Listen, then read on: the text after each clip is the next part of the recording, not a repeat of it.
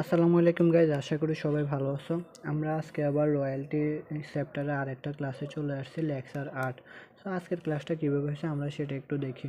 এখানে বলা হয়েছে X company list a property from Y company at a royalty of taka 1.50 per ton with a minimum rent of taka 10,000 per annum.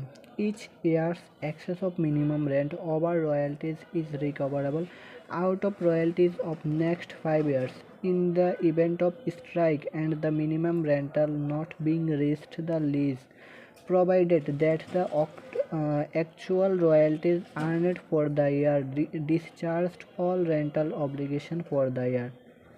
এরপরে এখানে কিছু দেওয়া আছে আমাদের। The production is stated below. First year nil, second year হলো 3,300, third year হলো 9,000, fourth year হলো 11,100। এরপরে পঞ্চম বছর হলো 14,000, ষষ্ঠ বছর হলো 15,000, সপ্তম বছর হলো 8,000, আর এটা হলো স্ট্রাইক ইয়ার। অষ্টম বছর হলো 15,200। এখন আসি আমাদের যে কোশ্চেনটা, আমরা কোশ্চেনটা একটু আগে বুঝে নিই। এখানে বলা হয়েছে এক্স কোম্পানি লিস্ট নিয়েছে, একটা প্রপার্টি বা সম্পত্তি লিজ নিয়েছে ওয়াই কোম্পানি থেকে। ওকে, যেখানে সে পার টন দেবে হলো 1.50 বা 1.50 টাকা বা 1.5 টাকা করে সে প্রতি টন দেবে। লিজ নিয়েছে, সে প্রতি টন 1.5 টাকা করে নেবে। যেখানে মিনিমাম রেন্ট হলো 10,000 টাকা। প্রতি বছর মিনিমাম রেন্ট কত? 10,000 টাকা। এরপরে আমাদের বলছে each years excess of minimum rent over royalties is recoverable out of royalties of next 5 years. যদি কোনো বছর এক্সেস হয়, মিনিমাম রেন্ট থেকে যদি এক্সেস হয় বা বেশি হয়, তাহলে সে টাকা রিকভার করতে পারবে বা রিকাপমেন্ট করতে পারবে out of royalties of next 5 years. পরবর্তী 5 বছরে সেটা রিকাপমেন্ট করতে পারবে। ওকে, তা আমরা বুঝলাম যদি শর্ট হয় পরবর্তী 5 বছরে সেটা রিকাপমেন্ট করতে পারবে। এরপরে বলছে in the event of a strike and the minimum rental not being reached, the lease provided that the actual royalties earned for the year discharged all obligations for the ইয়ার।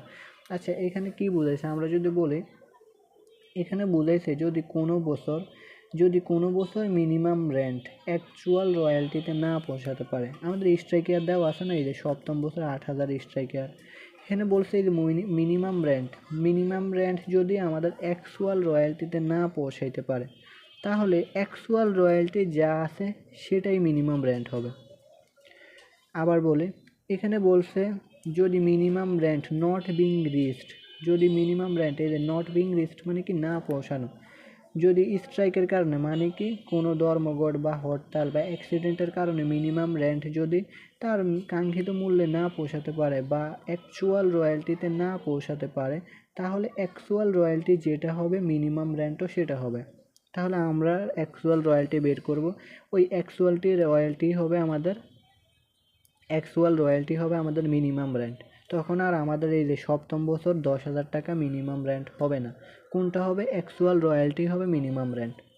অর্থাৎ এটা আমাদের এখানে বুঝেছে। ওকে, এখন আসি make journal and the following account. এখানে আমাদের বলছে এই অ্যাকাউন্টগুলো তৈরি করতে।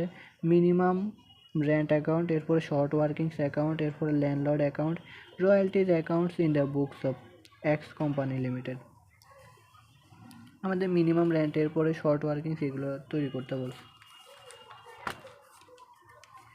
এখন আসে আমরা এখানে রয়্যালটি অ্যানালাইসিস করে দিয়েছি। এখানে যে কীভাবে ফার্স্ট ইয়ার, এটা second year, third year, fourth year, 5, এরপরে 6, 7, 8।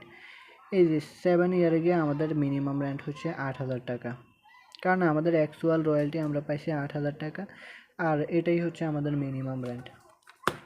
আর এখানে কিন্তু আমাদের দেওয়া নেই, আমাদের কিন্তু এখানে আউটপুট দেওয়া নেই বা টন দেওয়া নেই, আমাদের সরাসরি টাকা দিয়ে দিছে। এই যে এখানে সরাসরি টাকাগুলো দিয়ে দিছে আমাদের। ওকে, তাহলে এখন আসে মনে রাখবো ফার্স্ট ইয়ার এখানে নীল আছে। নীল মানে কি আমাদের কোনো টাকা নেই, এখানে আমি হিংসাকারা দিয়ে দিছি। কোনো বছর নীল থাকলে পুরোটাই শর্ট ওয়ার্কিংস হবে। যদি ওই বছরে মিনিমাম রেন্ট অ্যাকচুয়াল রয়্যালটিতে না পৌঁছাতে পারে, তাহলে অ্যাকচুয়াল রয়্যালটি যা মিনিমাম রেন্ট তা হবে। ওই যে 8,000 টাকা, এটার কাহিনী বললাম এতক্ষণ, যেটা বললাম আর কি।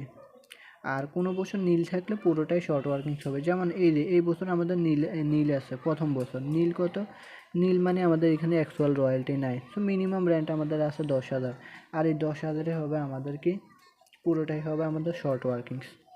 ওকে,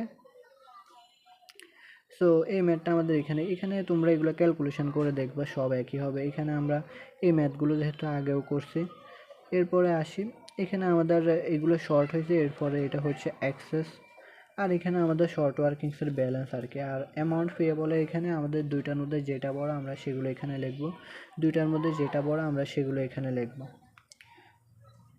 সো আশা করছি তোমরা বুঝতে পারছো। এরপরে যদি কেউ না বুঝতে পারো অবশ্যই কমেন্টে অথবা ইনবক্সে জানাবা।